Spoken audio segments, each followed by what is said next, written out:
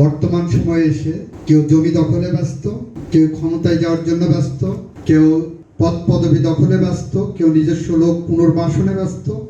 কিন্তু খুনিদের ধরিয়ে দেওয়ার জন্য, খুনিদের বিচারের জন্য আমাদের উপর যে পরিমাণ চাপ প্রয়োগ করার প্রয়োজন ছিল সেইখানে আপনারা ফোকাস করেননি। আপনারা যত বেশি আমাদের উপরে চাপে রাখবেন, আমরা তত বেশি এই বিষয়টাকে আরো সামনের দিকে এগিয়ে নিতে সচেষ্ট থাকব। আপনারা যত বেশি অতন্দ্র প্রহরীর মতো দায়িত্ব পালন করবেন, আমরা রাষ্ট্রের এবং জনগণের দায়িত্ব পালন করতে যেয়ে তত বেশি এজেন্ডা ভিত্তিক সাহসিকতা নিয়ে এগিয়ে যাব। আজকে যে ঐক্যের প্রয়োজন, ঐক্য ছাড়া সংস্কার সম্ভব নয়, সংস্কার ছাড়া যৌক্তিক কোনো বাংলাদেশ আপনাদের উপহার দেওয়া সম্ভব নয়। ঐক্য ছাড়া, সংস্কার ছাড়া এই বিচার প্রক্রিয়া দ্রুততম সময়ের মধ্যে করাটা কঠিন এবং দুরূহ বলে মনে করি আমরা। আমার কাছে দ্বিতীয় চ্যালেঞ্জ যেটা মনে হয় সেটা হলো, এ জাতি প্রত্যাশা করে বাংলাদেশের বিচার বিভাগ তার স্বকীয়তায় ফিরে আসুক। এই জাতি প্রত্যাশা করে এই বিচার নিয়ে যাতে আন্তর্জাতিকভাবে এবং জাতীয়ভাবে কোনো ক্যাঙ্গারো কোর্টের তকমা না লাগে, কোনো ফরমাইশি রায়ের তকমা না লাগে। আমাদের কাছে এই ক্রেডিবিলিটিটা মেনটেন করা অনেক বেশি চ্যালেঞ্জের। আর সে কারণেই আমরা দ্ব্যর্থহীনভাবে আপনাদের বলতে পারি, আমাদের হাতে যে মশাল আপনারা দিয়েছেন, জাতিকে সঠিক বিচার ব্যবস্থার দিকে নিয়ে যাওয়ার জন্য আমাদেরকে যে দায়িত্ব আপনারা দিয়েছেন, আমরা সেই দায়িত্ব নৈতিকভাবে, আইনগতভাবে এবং আন্তর্জাতিক মানদণ্ড বজায় রেখে দ্রুততম সময়ের মধ্যে এই বিচার প্রক্রিয়া সম্পন্নের দিকে নিয়ে যাব। আমাদের আইন উপদেষ্টা মহোদয় আছেন, উনি ইতিমধ্যেই বলেছেন এই বিচার প্রক্রিয়াকে ত্বরান্বিত করার জন্য সরকারের প্রধান অন্যতম এজেন্ডা হিসাবে বাস্তবায়ন করার জন্য ইতিমধ্যে ওনার মন্ত্রণালয় কি কি দায়িত্ব পালন করেছেন। আমরা ওনার স্বপ্নের সারথি। আমরা বলতে পারি চৌধুরী আলম থেকে শুরু করে মুগ্ধ আবু সাঈদদের রক্তের বিনিময়ে, জীবনের বিনিময়ে আমরা যে পথে পা বাড়িয়েছি, সেই পথ থেকে আমাদের আমৃত্যু কেউ সরাতে পারবে না। আমরা বাংলাদেশের স্বাধীনতার চেতনা যেমন বিশ্বাস করি, ৭১-এর মুক্তিযুদ্ধের চেতনা যেমন বিশ্বাস করি, সাংবিধানিক শাসনের কথাই যেমন বিশ্বাস করি, আমাদের সেই বিশ্বাসে নতুন করে আলো জ্বেলে দিয়েছে আবু সাঈদ মুগ্ধ সহ অজস্র জানা অজানা শহীদ, যারা জুলাই বিপ্লব উপহার দিয়ে গেছে। আজকে একটি কনফিউশন তৈরি হয়েছে। Let it be very clear to all of you. একটা প্রশ্ন এসেছে, হর হামেশা অনেক মামলা হয়েছে, মিথ্যা মামলা হয়েছে, পার্সোনাল গ্রাস এক্সপোজ করার জন্য অনেকে মামলা করেছেন, আসামির খাতায় নাম দিয়েছেন। এই মামলাগুলোর পরিণতি কি হবে এবং এটার সাথে যুদ্ধাপরাধ ট্রাইব্যুনালের যে মামলা, তার কোনো কনফ্লিক্ট হবে কি না, আপনাদেরকে আইনিভাবে, দ্ব্যর্থহীনভাবে, স্পষ্টভাবে বলতে চাই, মানবতা বিরোধী অপরাধের যে বিচার ট্রাইব্যুনাল গঠন করা হয়েছে, সেই ট্রাইব্যুনালে 1973 সালে আন্তর্জাতিক অপরাধ বিশেষ ট্রাইব্যুনাল আইন 1973 সালের 19 নম্বর আইন, সেই আইনে যে মানবতা বিরোধী অপরাধের সংজ্ঞা দেওয়া হয়েছে, যার মধ্যে হত্যা,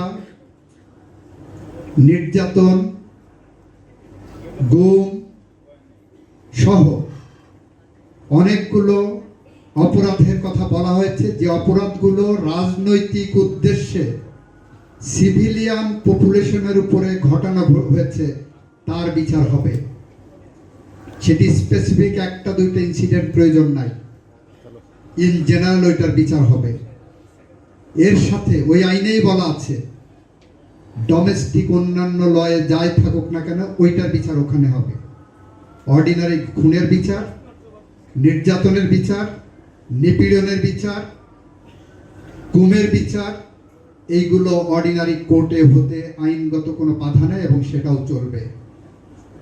ফলে যদি আমরা মাস্টার মাইন্ড আছেন প্রত্যক্ষ এবং পরোক্ষভাবে যারা বাংলাদেশের সিভিলিয়ান পপুলেশনকে রাজনৈতিক উদ্দেশ্যে হত্যা করেছেন, খুন করেছেন, গুম করেছেন, নির্যাতন করেছেন, নিপীড়ন করেছেন, এমনকি রাজনৈতিক দলকে ব্যবহার করে সেক্সুয়াল অ্যাবিউজও করেছেন, ধরে নিয়ে যে মানুষকে ধর্ষণ করেছেন, তাদের বিচার ওই অপরাধ ট্রাইব্যুনালের মধ্যে হবে, সেখানে আইনগত কোনো বাধা নাই।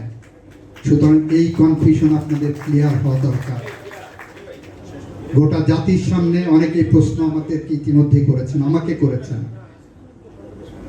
জেনারেল হত্যা মামলা, পেনাল কোডের হত্যা মামলা এবং এই মানবতা বিরোধী অপরাধের মামলা দুইটা সম্পূর্ণ ভিন্ন জিনিস এবং ভিন্ন আঙ্গিকে উপস্থাপিত হবে।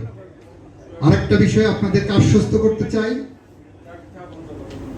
রুলস অফ এভিডেন্সে যে বিষয় আছে সেখানে বলা আছে, যেটা আমাদের অর্ডিনারি 1872 সালের সাক্ষ্য আইন আছে বাংলাদেশে প্রচলিত, যদিও ট্রাইব্যুনালের ক্ষেত্রে সেই সাক্ষ্য আইন প্রযোজ্য নয়, তারপরেও বলছি সেই সাক্ষ্য আইনেও বলা আছে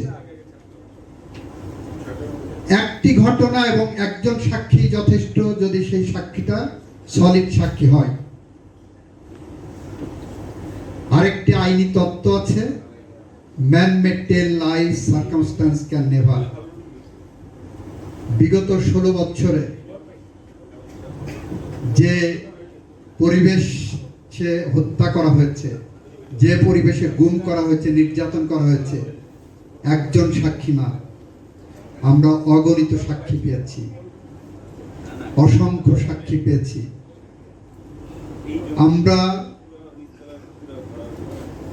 স্বচ্ছ কাচের মতো সাক্ষ্য পেয়েছি, যেটা বিচার প্রক্রিয়া থাকা অবস্থায় আপনাদের সামনে তথ্য আনা সুযোগ নাই।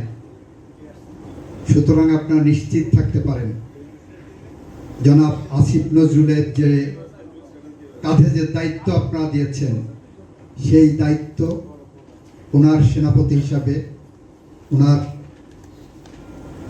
অ্যাটর্নি জেনারেল হিসাবে, ওনার চিফ প্রসিকিউটর হিসেবে আমরা